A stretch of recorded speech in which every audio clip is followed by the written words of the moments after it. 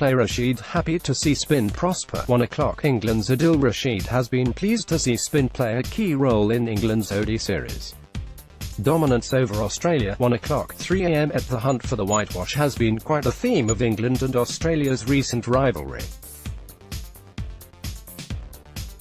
Australia's Test team were denied a clean sweep in the Ashes after Alistair Cook's monolithic double century at Melbourne. Then 1 month later, England's white ball team missed out on their own 5-0. When hubris, swiftly followed by the nemesis, Pat Cummins and Josh Hazlewood got the better of them in an 8-for-5 meltdown in the fourth match at Adelaide. But this time around, does anyone actually believe that Australia have the wherewithal to halt the English juggernaut? They gave it the best shot at Durham on Thursday. Batting with due care and attention to post an apparently imposing 310 for 8 at the time, the highest ODI total ever recorded at Chester Street. And yet, it's been a week for short-lived records. By the time Johnny Bairstow and Jason Roy had romped to a 100-run stand in 13.2 overs, they had taken 13.1 to reach the same mark in England's 481 at Trent Bridge. The contest was a lost cause. To be fair, Australia did battle back to a degree, but then again, England also throttled back after the loss of both their openers in quick succession. And far from being an indication of a potential weakness, that is an evolution of England's game plan that bodes well for the whitewash. Where once the response to adversity would have been to go harder and faster at the ball, now they no longer feel the need to prove the big-hitting credentials in every situation. During the period when Billy Stanlake in particular was pressing hard for the breakthrough, it was Joe Root, with a nurdle-heavy 27, and Alex Hales, shelving the big strokes to drop anchor with 34.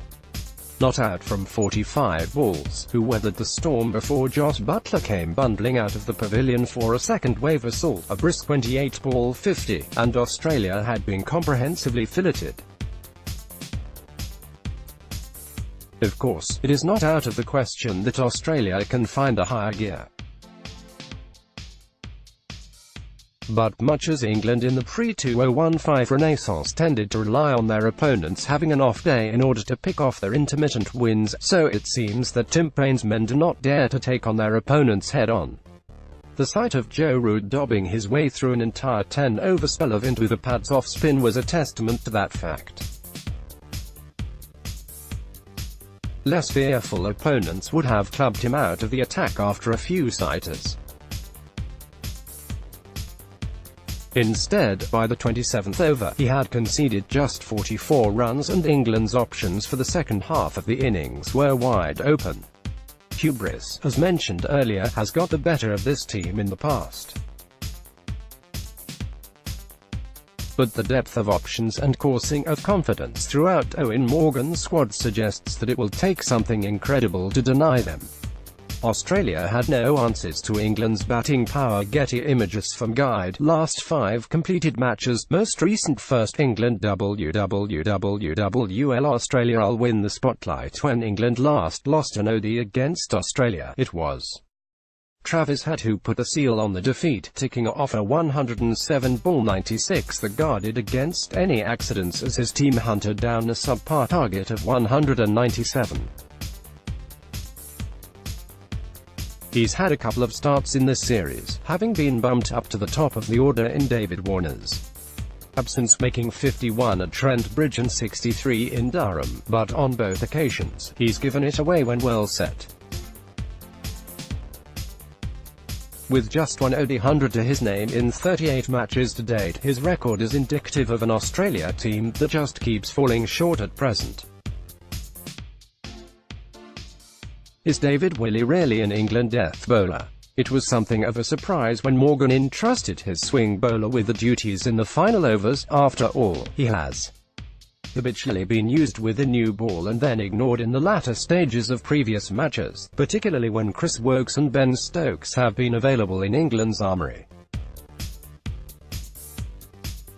A 4-wicket haul was a tidy repose to the doubters, even if 2 of those wickets were slogged off the pads too. Deep mid-wicket, and a useful means to plead his case for retention when England's senior seamers return from the sidelines. Teams News: Craig Overton endured a slightly nervy start to his ODI career, although he showed good awareness in the field to back up Jason Roy's spectacular relay catch, and may make way for Liam Plunkett's greater middle overs know-how as England press for the whitewash. Jake Ball is fit again and could come in if Mark Wood is rested. England. Probable: 1 Jason Roy, 2 Johnny Bairstow, 3 Alex Hales, 4 Joe Root, 5 Owen Morgan, captain, 6 Jos Buttler, weak, 7 Moeen Ali, 8 David Willey, 9 Liam Plunkett, 10 Adil Rashid, 11 Mark Wood. Jake Bell. Nathan Lyon's introduction to the bowling attack added some much-needed nous after the traumas of Trent Bridge, but Australia's unbalanced lineup could definitely do with Glenn Maxwell overcoming the shoulder problem that forced him out of the Chester-Le Street game. Australia. Probable: 1 Aaron Finch, 2 Travis Head, 3 Shaun Marsh, 4 Marcus Stoinis, 5 Alex Carey, 6 Glenn Maxwell, 7 Tim Payne, captain. Pitch and conditions: there should be runs in store once again on what is forecast to be a warm day in Manchester, although Old Trafford can turn, with the recent dry weather only likely to aid spin further. Sunshine and a sellout are expected, with the World Cup football set to be broadcast on a big screen in the fan zone, too. Stats and trivia: Jason Roy needs 81 runs to overhaul Alex Hales' tally of 383 runs against South Africa in 2016, as the highest-scoring England batsman in a single ODI series.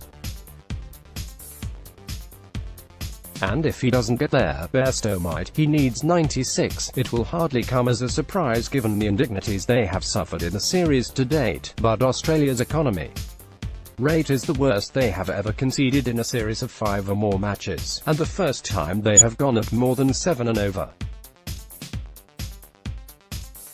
England are bidding for only the second 5-0 whitewash in ODI history. The first came in October 2001, when Duncan Fletcher sent an exploratory squad out to play an Andy Flower-powered Zimbabwe. Quotes: "It would mean quite a lot whitewashing anybody. It would be credit to the team and coaches, all that hard work of the past couple of years.